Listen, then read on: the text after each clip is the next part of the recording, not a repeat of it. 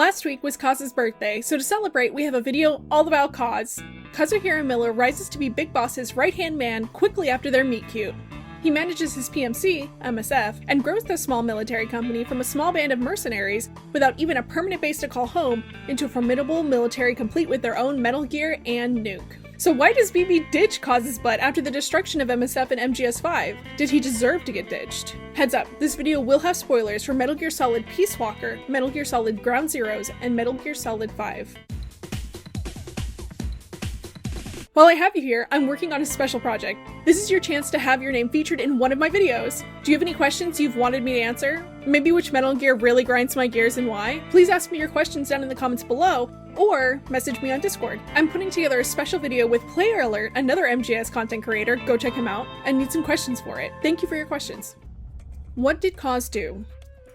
This is so hard for me to admit. Kaz is a perfect baby in my eyes, but he did do a big bad to BB. Kaz got distracted by the stars sparkling in his eyes and went behind BB's back to work with Cypher, BB's enemy, to grow MSF into the PMC the world would respect. Cypher, for those of you who don't know, is Zero from MGS3. After the boss dies in MGS3, both BB and Zero dedicate themselves to achieve the boss's dream of uniting the world, though they can't agree on how to go about doing that and so split off from one another. Cypher wants to use BB as a figurehead for his organization, as BB's reputation carries a lot of weight, and as a deterrent for any organization who would oppose him. BB resents Cypher for using him and for his misguided interpretation of the boss's will. So, you can see why Kaz working with Cypher behind BB's back would upset him. Working with Cypher, though, took MSF from this tiny band of mercenaries without a working base of operations to a formidable PMC with a permanent base of operations off the coast of Costa Rica. They built their own methods of deterrence in the form of Metal Gear Zeke and a nuke they salvaged. Kaz believes wholeheartedly that once the Cold War wrapped up, the world would see the rise of a war-based economy, and he wanted to position MSF to take advantage of that. He wanted to make his mark on the world through MSF and by shaping the war economy. Why did Kaz do it? Why did Kaz work with Cypher, BB's enemy, and let a bed of spies fester in MSF without telling BB? Why didn't he loop BB in on things? To answer these questions, we first need to look at the type of man Kaz is. What motivates Kazuhira Miller? Kaz is a man constantly seeking bigger thrills and rewards for those thrills. In his youth, Kaz was ostracized by his peers because of his westernized looks.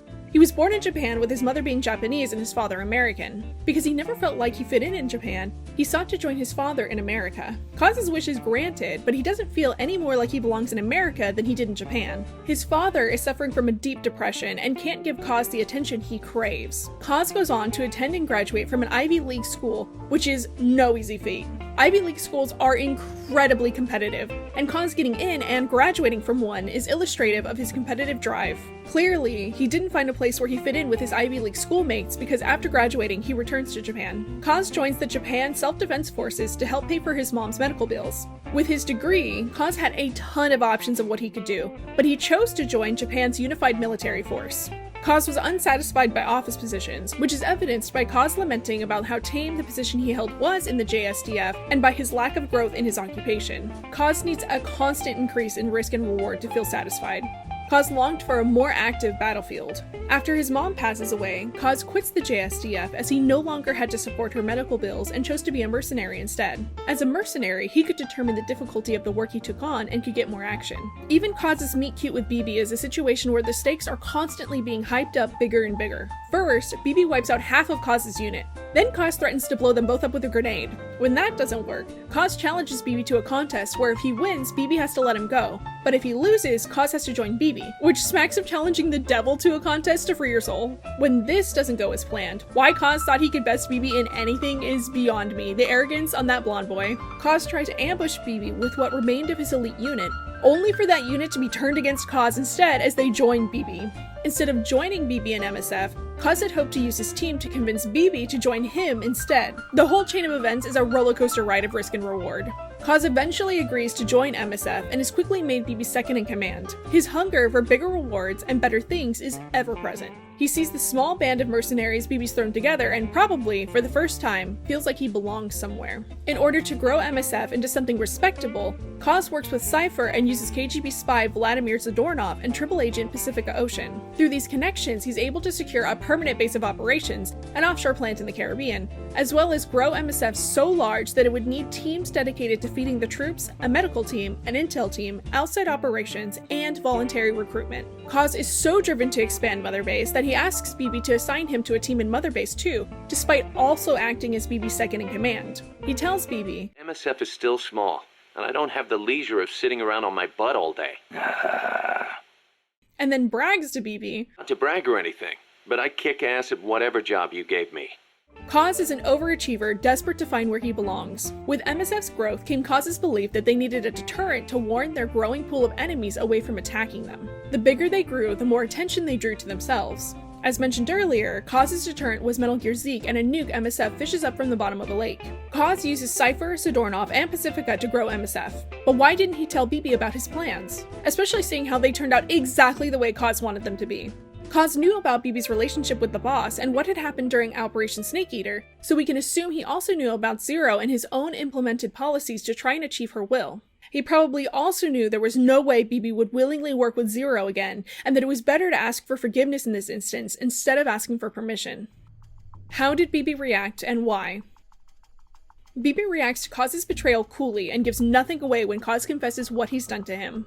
Clearly, what Kaz did struck a chord with BB, however, as Kaz is excluded from BB's information-sensitive goals in MGS5. We know from how BB throws himself at trying to achieve the boss's will that he takes her words seriously, even if he doesn't always understand them. In their final encounter, the boss tells BB, I didn't raise you and shape you into the man you are today, just so we could face each other in battle. A soldier's skills aren't meant to be used to hurt friends.